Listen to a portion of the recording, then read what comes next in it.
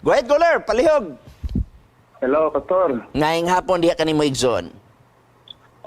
May pangutana lang ko, Pastor. Kung pwede. Palihog, pangutana. Ang saya Ezekiel 47, 10-12, di man na mahitabo, Pastor, sa bagong langit ba na, lihog din. Okay, 40 City, atong tanawon ha. Aron dili nato masaypan, ato gisyang basahon. Atong tanawon ang Ezekiel 40 City, no? Asa nga bersikulo ang gusto nimo ipabasa igsoon? Sa versikulo 10 o 12. Okay, akong basahon ang 10 ug 12. Ang 10 nagingon.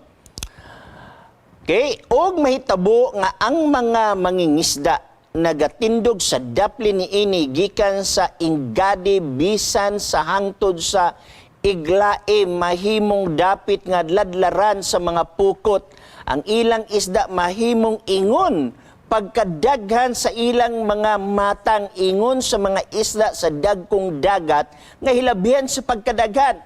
Apan ang mga lapukon nga dapit ni ini og ang mga lamakan ni ini dili mamaayo sila pagabiyaan nga mahimong sa iasin. Dusi og haduol sa suba ibabaw sa iyang tampi ni ining daplina og niadtong daplina muturok ang tanang mga kahoy nga makaon kansang dahon dili malaya ni mawad-an sa iyang bunga kini mubunga sa bag-ong bunga matag bulan tungod kay ang katubigan ni ana nagaagay ay gikan sa balaang puloy-anan og ang bunga ni ana makaon man og ang dahon ni ana ikatambal nga makaayo. So ang imong pangutana, mahitabo ba kini sa future o nahitabo na ba nirong panahon na? Muna yung pangutana? Or na gusto nimo i-revise na nga punto? Ini gusto lang ko nga ngayo explanation sa imo kay murag pagsabot ko nga sa future pa kay kanang mga kahoy nga magbunga, lain-lain bunga kada buwan, murag sa ato doktrina, di man na sa bagong langit o bagong yuta. Okay. So, mutubag na ko. Igsoon ingani, ang libro sa Ezekiel, always naghisgot mahitungod sa literal. Pero aduna usahay panahon nga adunay spiritual nga application niya na. So, meaning, sa primary nga application, literal nga nahitabo. Sometimes, mahimo siyang figure of speech sa literal nga pagkaitabo. Pero adunay application sa ikaduhang nga application. Na kung mangutana ka, mahitungod sa matagbulan, gapamunga, wala na dinhi sa Ezekiel. Tua ka na dito sa Revelation chapter 22. No? Now, ingani, ang Revelation 22, mauba ang Ezekiel 47. No, dili. Nganuman, pero kadini sa Ezekiel 47, gisaad alang sa literal nga mga Israel.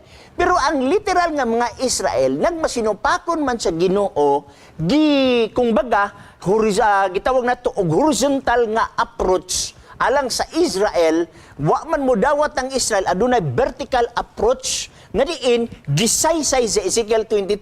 Say for example, kanang Isaiah chapter 65 o chapter 66, gisaad na sa mga Israelhanon. Pero kay wa lagi magmatinuanon ang Israelhanon, adunay gitawag nato nga pag-offer sa mao nga saad ngadto sa mga hintel. O gibroden pag-ayo dito sa Revelation chapter 22. Okay? So kibali kining Ezekiel 47 igsuon, literal kini nahitabo, pero pwede usab nga maaplikar dito sa gitawag natog unahan nga mga lagyo nga mga panahon pero gibroden pag-ayo dinhi sa Revelation. Kay kung ang Israelhanon igsoon nagmatinumanon pa, adunay mga informasyon dinhi sa Revelation nga dili na ipadayag tungod kay mahitabo gyud sa literal nga mga Israelhanon. Pero kay wa man magmatinumanon, gibroden ang concept dinhi sa Revelation, ilabi na dinhi sa Revelation 22. Follow up, Exxon. Di kay nag-gisgot man dira sa Ezekiel Pastor Corrales City nga kanang nga kahoy ang iya dahon dili malaya kay kung literal ka na malaya na kay wa may dahon nga dili malaya diri sa ato. Okay, naging gani ko nga sa first application na ay gitawag nato nga literal nga application og nahitabo dinhi sa verse 10. Sa dapit nga lugar niya sa verse 10. Ingadi hangtod sa Iglaim, nabay Ingadi og Iglaim sa New Jerusalem. Mao lagi na akong giignon nga nahitabo ni didto gyud sa Ingadi og Iglaim sa primary nga interpretation. Pero pwede nimo i-apply didto sa unahan, mao na din mo ingon ka dinhi nga dili malaya. Okay? Kay pwede man siya ma-apply ngadto sa unahan. Palapig John. Okay lang Pastor, ini sa ato pa kanang kapitulo ang Ezekiel 40 City dual sinangi application Pastor. Yes, tinod na siya. Dual application. Taga example sa gitawag na tong dual application. Arita sa Ezekiel chapter 28. Ezekiel gyapon. Okay? Na dual application diri nga ato makita. Verse 2. Anak sa tao, umingon ka sa prinsipe sa Tero. Mao kini ang giingon ni Gihonong Jehova. Tungod kay ang imong kasing-kasing, ginapataas og ikaw mingon, ako mao ang usa ka Dios. Ako nagalingkod sa lingkuranan sa Dios. Nag-apply ni sa literal nga prinsipe